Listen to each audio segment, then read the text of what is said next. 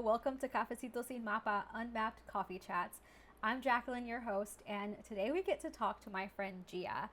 She is a dear friend that I met here in New York, and we come from very different backgrounds. And I quickly learned that she is a very open and accepting person of all people and walks of life. And I was curious as to how she got there because we do have very different upbringings. So I got to chat with her and get to learn more about what made her be such a open-minded person. So if you're curious about that, please listen along. She has some great insight, and just growing up in a place that's very inclusive, I think, is what opened her mind, and it made it very normal to just see people the way they are. So I hope that you will listen and learn something from Miss Gia. So grab your coffee and let's get started. Well, hi. My name is Gia Zampardo. I am a soon to be 28-year-old Midwesterner who is currently living in New York.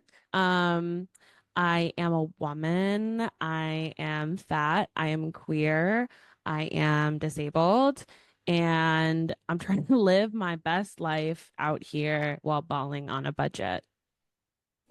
I love that. Could have my own podcast with that intro. Please Sorry. So start it, sorry. do it. Thank you so much for being open and just willing to be vulnerable with us today on some of these topics. So hmm we'll just go ahead and get started. You ready? Can you describe what a woman means to you? Just like one Mm. sentence. Ooh, one sentence. Um, I would say a woman to me is someone who feels that kind of place in society, if that makes sense. Like when I think of womanhood, I don't think of, gender, genitalia, or sex in that way. I think very much of someone who understands the kind of oppression that only women feel. And understand those dynamics and how that acts out in reality. Um, and whether that's because of like someone's perceived like femininity Mhm. or like their own identity, internal identity or external identity, I think that anyone who describes himself as a woman understands that feeling of what it's like to be a woman in the world, I love that. e- even if that's not like always the most positive thing. Yeah. When did you first realize you were a woman and that hmm was perceived different than being a man? I feel like I was really young. And I feel like it was because of media potentially, or I don't think I really thought about my gender a lot until I started one interacting with children who were also my gender. I did not have a lot of like friends when I was a toddler, like preschool vibes. And actually in preschool, I was mostly only friends with boys, not to be that girl. Um, but uh I think when I started hanging out around other girls, I'm not gonna call like a 5-year-old girl a woman, Yeah. but I think when I started hanging around other girls, especially like I was a Girl Scout and all that jazz, like I started to understand maybe not what womanhood was, but what Mhm. sisterhood was, which I think is connected to womanhood. Um, I actually think about my Girl Scout experience a lot, and maybe that was like the biggest spark for me because I joined when I was 5, Okay. and um my Girl Scout troop leaders, it was two women who were married. I had lesbian Girl Scout troop leaders. And their daughter was one of the Girl Scouts as well, who I'm still friends with today. I love Um, that. I know. And I think that seeing that version of womanhood, especially as such a young person, um, kind of challenged my beliefs because previously, before that, my idea of womanhood was from like Disney Hmm. and like princesses and like, a woman is a woman because she has a man who loves her Yeah. and is very like connected to that.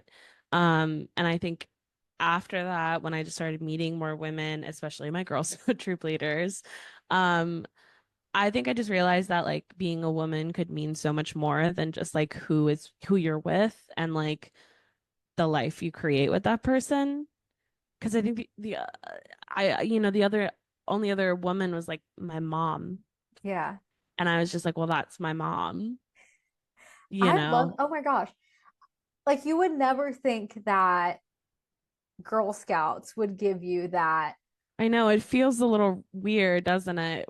Given well, Boy Scouts are the one that has the worst reputation, but Girl Scouts taught me a lot. It taught me that like I could take care of myself and that I was resourceful. That even if I was small, like a child, Mhm. I could start a fire. I I could sew something. I could sell something, a box of cookies. And I think it made me feel like independent in that way. And that was kind of the first time I felt like that. I mean, I shouldn't have. I was 5, but you know, No, I love that. I love that at such a young age you were feeling empowered to do these things and yeah. Shout know out Girl yourself. Scouts. Shout out Girl Uh, Scouts of America.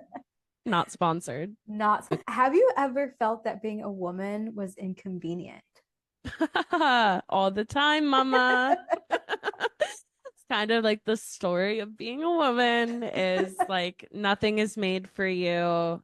Nothing is given to you except things you don't need. And people are gonna make things harder like every step of the way. Yikes. Sorry to be bleak, but Hey, yeah, it needs to be said. there's a lot of hurdles you gotta jump being a woman. And I think part of being a woman is learning to like cope with that, frankly, and not Yeah. like lose your mind about that. Which I think, there are some women who like can't cope with it. And it's like, yeah, girl, I get it. I wish I could crash out right now too. It's an But everyday struggle. yeah, I was thinking about that earlier today. I was like, when do I get to rest? Like, never, I literally need a never. break. If you don't have kids, then maybe when you're 60. All right. We'll keep tabs on that one. Yeah, exactly. Are there any societal pressures that impact you, your path That, as a woman? ooh, I would actually love to talk about identity reveal. Another identity reveal. I am fat. I've always been fat since I was the 5-year-old Girl Scout. Um, and I have felt immense pressure throughout my life to look a certain way as a Mm, woman, as I think all women do. Um, and a constant struggle of that has been learning to accept and love my body. There was a very, very, very long time that started at a very young age, where I felt that my body wasn't acceptable. I was embarrassed by it, that I would be judged and mocked because of it. And it is, classically not something you can escape, yeah. so definitely. I think that that's been the biggest hurdle in my life is probably, and that has a lot to do with like self-acceptance as well. But I do think it's inherent to societal pressure and like what I was taught from my environment as a Absolutely. child, of what was appropriate and what would be acceptable. And I didn't feel like I was any of those things. And Well, so I it feel took even me like growing up in the 2000s, early 2000s, there was a nightmare. specific body type that was Yeah. pushed on us. So I totally get what you're Yeah, saying. yeah. And I never ever had that body type. And I think all of my I want to say like all of my friends at school like had it because they were like prepubescent children. Yeah. And I just happened to like grow curves before a lot of my friends. And that was mortifying for me. And of course I look back on pictures and I'm like, wow, it really wasn't that bad. Like it wasn't concerning at all. I look Yeah. normal. But at the time I felt so different. And I think that was in part because I was being told I was, I but think not that by has, people, but by just the forces that be. yeah. Well, not just that, because for me, I did have some people tell me that I was gaining weight or Yeah. that you're getting some back rolls. That means you're going to be fat when you grow up. Back Like rolls. someone literally told me that just That's because I had like, crazy. yeah. And You know, I actually once, I do have a haunting memory of it's kind of the only person someone told me to my face that I was fat, except for maybe my parents suggesting that I needed to like go to the gym more when I was like 8.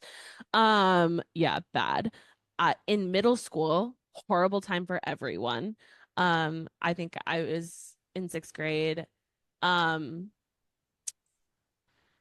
I remember a boy telling a story about like a fat person on the bus and that they had like a very distinct smell.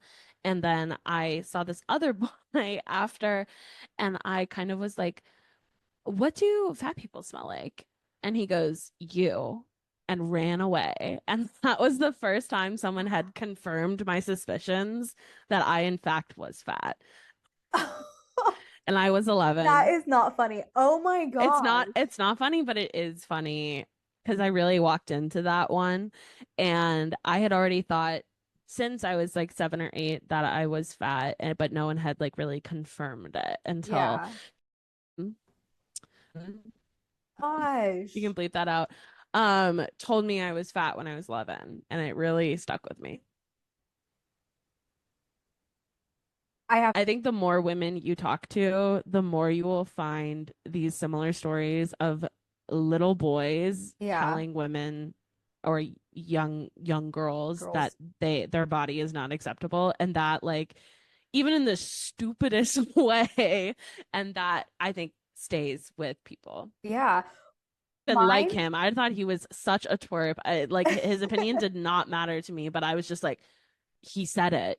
Someone finally said it, you yeah. know? And Wow. actually, maybe it was freeing after that a little bit because I knew I could stop guessing. Yeah. Wow.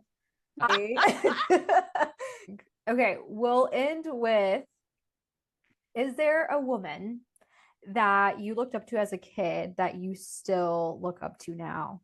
Name a woman. Um, it's something I'm gonna have to like really think about because I think my idea of like womanhood and femininity has grown a lot, since I was young. Yeah. Um, a woman I looked up to and still do. You know, I got really into Blondie in high school, the punk band. Yes. And I really love Debbie Harry. I think she's fabulous. I think Blondie and the essence of Blondie is so punk rock in this way that it's like she owns her sexuality, she is like a sexual person. And this has been reiterated obviously on a lot of pop stars today, but like I feel like it was kind of one of the first ones to be like I can be sexual but still like scare you a little bit. Yeah. and and like that sexuality is actually my power and it's not for you. And I always really held on to that and that sex can be a tool and not necessarily something that you have to give up. And honestly, since my move to New York, it's kind of like just doubled down in that familiar like setting place where like culture is really different out here, and I think a lot about like how women use their sexuality out here. Mhm. And it's very different from where I grew up in the Midwest, where it's pretty conservative. Yeah, I did not grow up in conservative places, but in general, I think femininity has a conservative lens in for places that sure. aren't coastal. Um, except maybe Chicago. Chicago rocks, but yeah, I love Debbie Harry. I like how that she's like aged really naturally Mhm. also. I really respect a woman who is like comfortable with aging. Yeah. Although I can't say I will be like that, but I'd like to think I could be. Yeah. I love that. So, Well, now I'm gonna go listen to Blondie. yeah, you should. I will. Everyone should. It's great. It's good music. We're going to talk about queerness and queer Ooh, identities. ooh, yeah. So, Gia, tell us, how do you identify? I identify as queer, just using that umbrella term. When I first came out, I identified as pansexual, Okay. which definition vibes is uh attraction to someone not based on gender. Gender Mhm. is not a criteria I use to find partners. Um, and I thought that was pretty like all encompassing. But I do think that like a lot of the traditional I LGBTQ identifiers leave out, especially when talking about like sexuality and who you're attracted to, leaves out you know, non-binary and trans individuals. Mhm. A lot of monikers are still really binary. And so I'm very comfortable just using a very blanketed term like queer. Like queer. Okay, can you tell us what does queer mean to you then? Because I feel like there's so many Mm-hmm. like, people are so often confused on like what does queer even mean? Mm-hmm. I think about queer kind of in the original use of the word, going like back historically to just say queer is something outside of the norm, outside of the societal norm. I like You that. know, when people are like, "Oh, that book, it's queer," or whatever, like back in like the 50s and 40s, like before it was kind of used as like a full slur to a Yeah. person. Um, I think any anything outside of that binary state that our society is like based around, I find queerness and being subversive Mhm. purposefully in that sense. That's such a great way of explaining it. That actually just kind of like Open it up for you. opened it up for myself. Yeah. Yeah. It's being Okay. subversive because you want to Yeah. and because that's where you feel comfortable. I love that. Um, okay, so how or like if you're comfortable sharing, when did you Hmm. first know you were queer? And I know you said you identified as pansexual originally, but what was your Yes. first I guess like Notion. notion of being a part of the community? I knew gay people from a really early age. Like I said, my Girl Scout leaders were lesbians. Um, and I actually one of my best friends in fifth grade when we were like 10, decided to transition from male to female. And so that was kind of my first experience with a transgender person, with Mhm. anyone really in like the LGBTQ community. And I think it just opened my eyes to like you can really decide like who you are Mhm. and like or not that you can decide but like who you are doesn't necessarily have to be like who you are told you are. And I think that really spoke to me, that I could have that autonomy with my life. I don't think I really throughout high school I had a lot of gay friends and I was very involved in like gay straight alliance classic, like, and I had always felt on the outskirts of femininity. Mhm. And I think that was kind of the biggest thing is I felt, especially because of my fatness, that I really was trying very hard to appeal to this idea of femininity, and Mhm. that kind of went hand in hand with heterosexuality.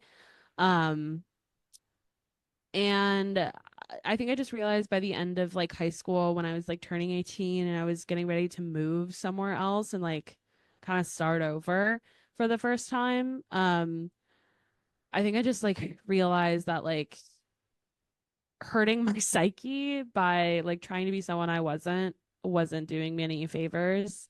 And that like if I didn't feel feminine in a way where I was so like heterosexual, straight, like cisgender, then that was okay and that there were actually options that I could look into. I Yeah. still identify as cisgender, though I do have been thinking more and more about gender identity lately and just how I present because I've always felt I presented more androgynous. Um, but yeah, I think it was really when I like moved out of my hometown and I had this opportunity where it's like no one knows me. I don't have like all this like history attached to me because I grew up in the same place my entire childhood, and knew the same Yeah. people. I can really like be who I want to be. And I think it was like in our freshman orientation, we have like small orientation groups and we went around and they were like, introduce yourself. And I was like, I'm Gia, which also Gia is a nickname. My government name is Gianna, and I went by Gianna up until I went to college. So I got to college and I was like full transformation Oh time. my I'm gosh, I'm dropped different. half the name. Yep. And I said I'm Gia, I'm pansexual, and I'm excited to be here. And that was the first time I said out loud that I was gay in How any did way. you feel in that moment? Because you're stepping into a completely different identity with Hmm. your name and taking on. It just felt like a fresh start, honestly. Like, I think I had a big problem with carrying the baggage of who I was really trying to be my Mhm. entire, adolescence.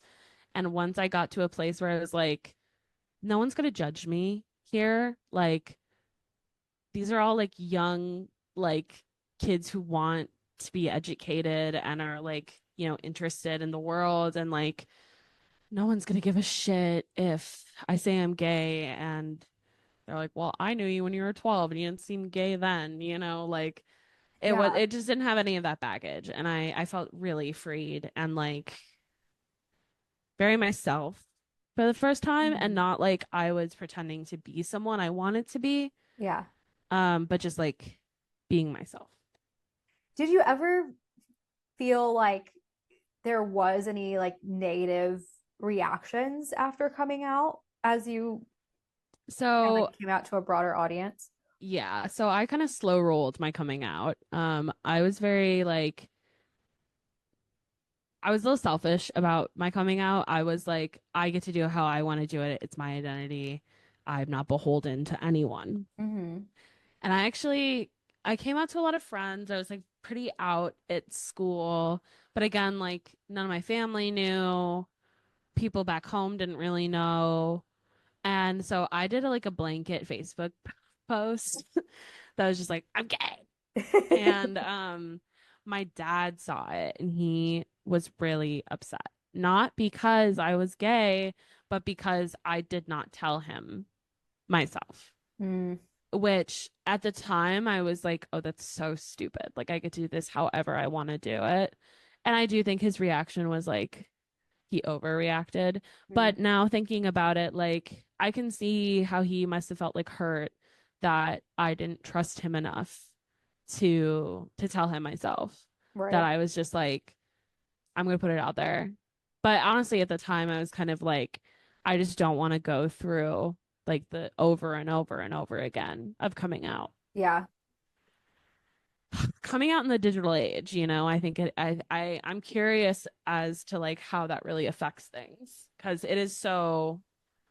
I think the internet became really intertwined with like coming out stories and stuff Hmm. like in the early days of YouTube and like social media in general. I think it's kind of related to the fact that it's the first time people were being open about their it was starting to be normalized with like the digital era, but Hmm. I didn't I just realized actually I never actually came out to people like Like officially. officially.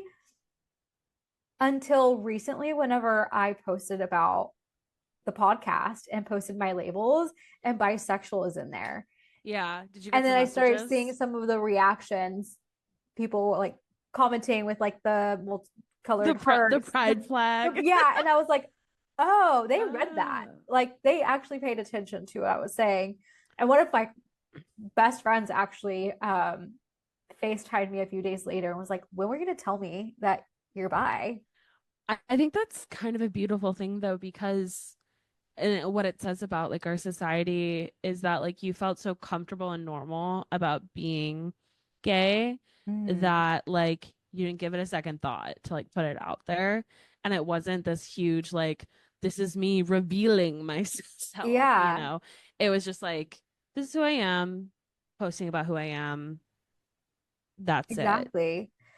Exactly. And I didn't even think about it until I started getting those messages. But then Hmm. also my producer friend Julie, Friend uh, Julie. she put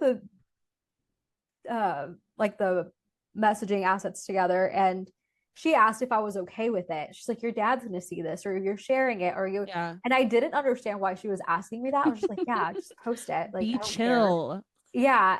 And it wasn't until it was actually live that I was like, "Oh, that's why you were asking me." Yeah. Have you spoken to your parents? I okay, so I did talk to my mom about it Yeah. beforehand, just because I got my little heart broken by A a woman. woman, and she did not understand why I was so distraught about it. And Mm-hmm. so Mm-hmm. as I'm like boohooing on the couch, I just like, because I'm in love with her. And at that point, she literally looked at me and was like, You're being I've dramatic. I've known. Yeah, I was like, girl, why didn't you tell me? I'm over You here know, like crying in the corner because I don't want my mom to see me cry because then she's gonna ask. I actually have kind of an interesting anecdote on coming out to your parents because this is probably why I was also like my femininity is so fucked as like a teen because I didn't bring home boys or anything. Like I also didn't, I didn't feel feminine, so I didn't really feel like lovable and stuff in that way. So I wasn't like really dating a lot when I was young because I was uncomfortable with myself. And my parents would always be like, if you're a lesbian, like you can tell us, like it's fine, it's not a big deal. And Uh-huh. it was just me over and over being like, I'm not a lesbian, like please believe me. Um, and that's why I think they were a little surprised when I did come out. And I think a reason I was also kind of nervous about coming out is because of that binary Mhm. of lesbian and straight. And because at the time I really was like, I'm not a lesbian. And I had a lot of like, I had to like kind of sit down with myself and be like, okay, am I a lesbian? Are you? Because Yeah. my parents keep saying I am. Um, and I was like, no, I do be loving dick. I mean, I didn't know that at the time, but I wanted it. You So, know, I knew in a way.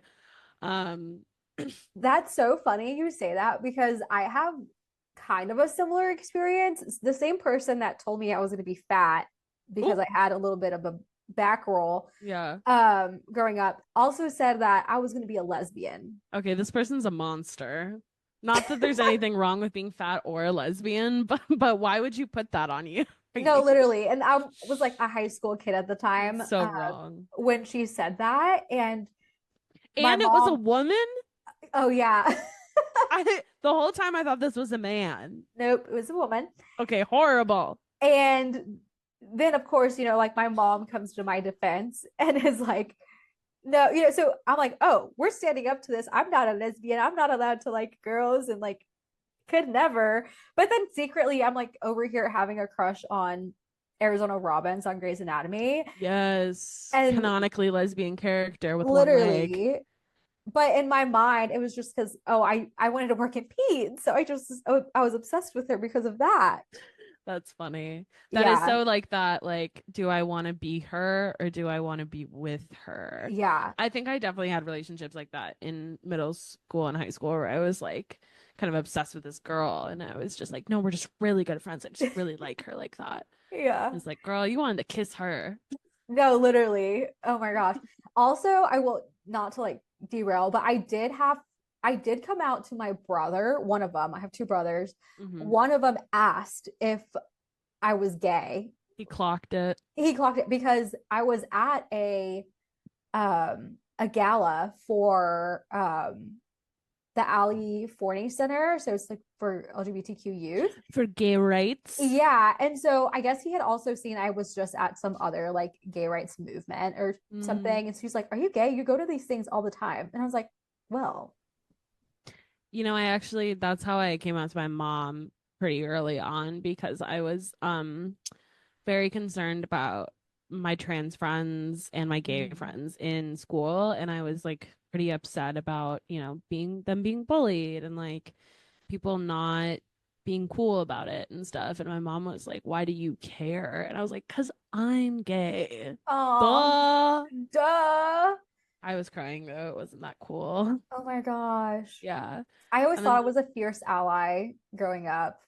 yeah, me too. I was like, I'm just such a fierce ally. I just care like a lot. Girl, guess again. You feel personally attacked because you're being personally Guess attacked. again.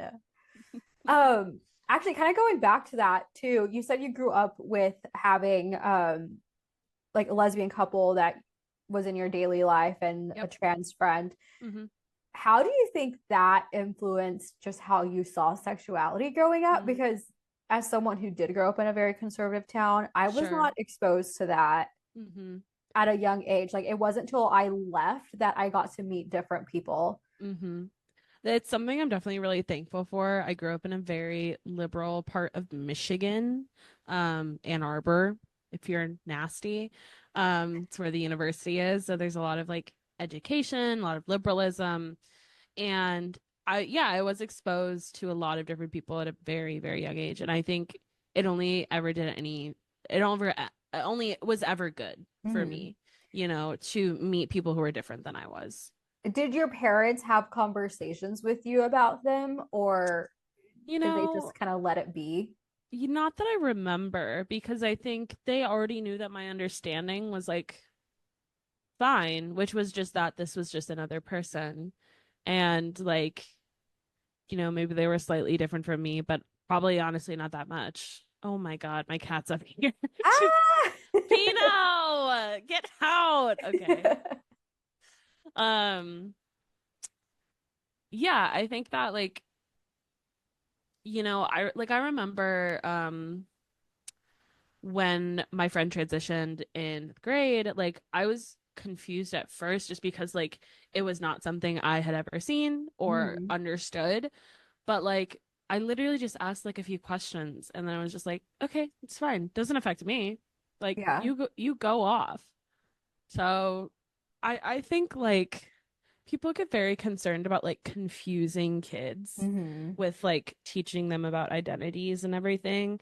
But I think children are some of the most like understanding people because they don't have these prejudices and this Yeah. like collectivized knowledge that is created yet children learn prejudice. And so I think I don't necessarily even think that like you have to teach children that like people are different than you necessarily. Hmm. It's just that like people have different lives and make different choices, and that's not a bad thing, you know. I've never met a kid who has like learned something new about someone different and been like, I don't like that, Ew. like Yeah. yeah, I've never met a child who had like a problem with No. someone.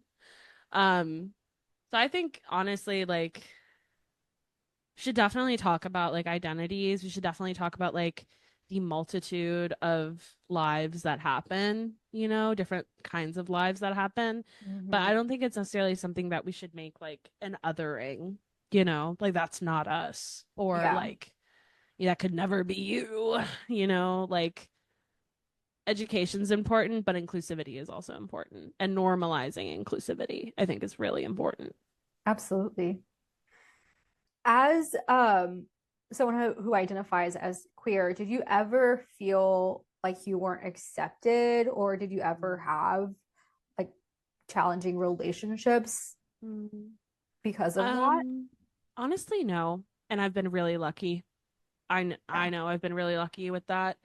I think after I came out publicly, um, and after kind of, the tiff with the parents blew Hmm. over, because it wasn't about my sexuality, at all.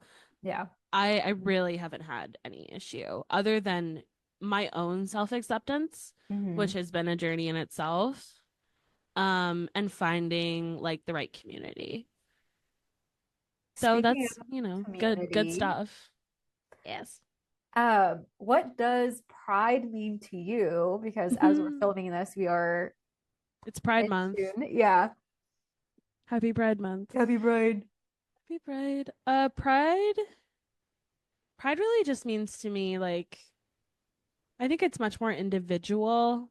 Um, or at least to me it is, which Hmm. maybe I should think in a more collective mindset, but pride to me is just being like comfortable and proud of who you are and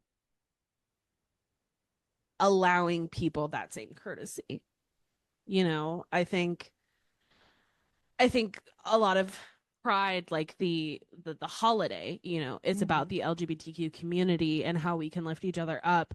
But I think a lot of that also stems from like the self-acceptance and self-love that needs to come from individuals before we can create that community. I like that. And hopefully like Pride the event, can help people with Hmm. that self acceptance and self love by just being visible, showing different identities, and the normalization and the celebration of those identities, I think can really help someone with their own personal journey. Yeah, for sure. How do you celebrate Pride? I dance. I Okay. love to dance and hang out with my friends and um yeah, I guess that's it. I don't know. Yeah. I don't do a lot of like very specific. I'm not really into the parade of it all, Hmm. frankly. Because of the corporate allyship kind of bothers me, Yeah, but you know how I celebrate Pride? I educate myself.